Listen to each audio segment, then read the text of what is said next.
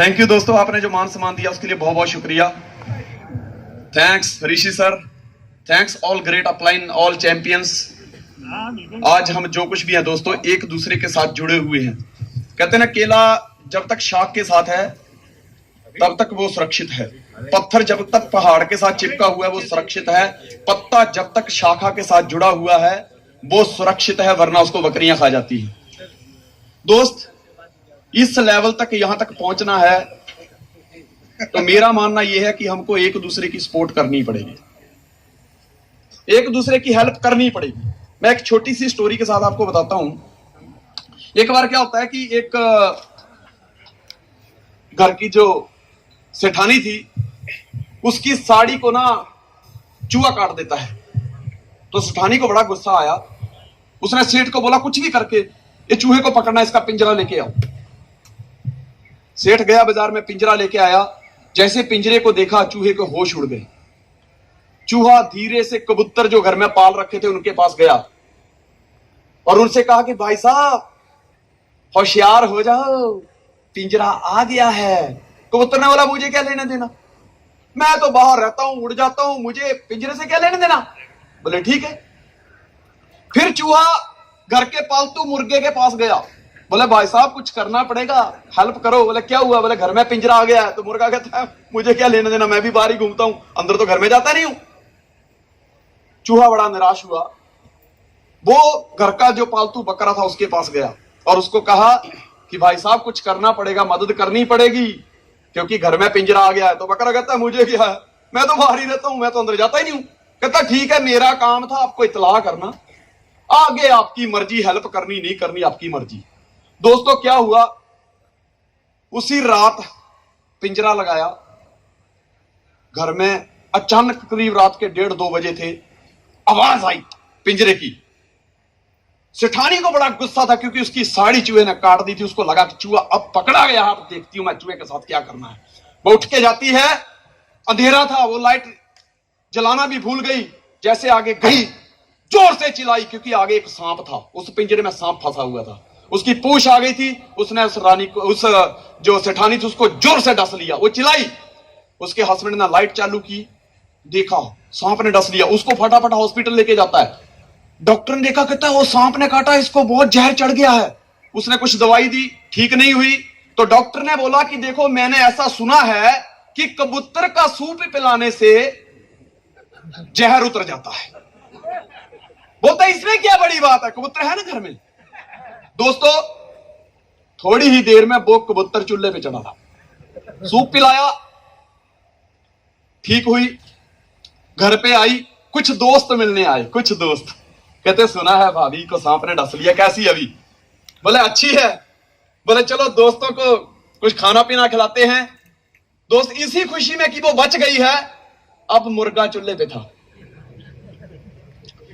पूरे गांव वाले बधाई देने आए, क्या बात है, इतने जहरीले सांप ने डसा था लेकिन उसके बावजूद भी बच गई, जान बची लाखों पाए। सेठ खुश हो गया, कहता सही बात बोल रहे हो, आज उन सब पूरे गांव वालों के लिए बकरा काटा गया और चूहा बैठ के देख रहा था। दोस्त अगर उन्होंने चूहे की बात मान ली होती, एक दूसरे को सपोर्ट की होती, तो आज वो चूल्हे पे नहीं होते।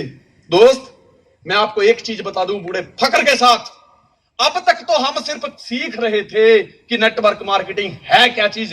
रियल मायने में तो दोस्त नेटवर्क मार्केटिंग अभी स्टार्ट होने वाली है।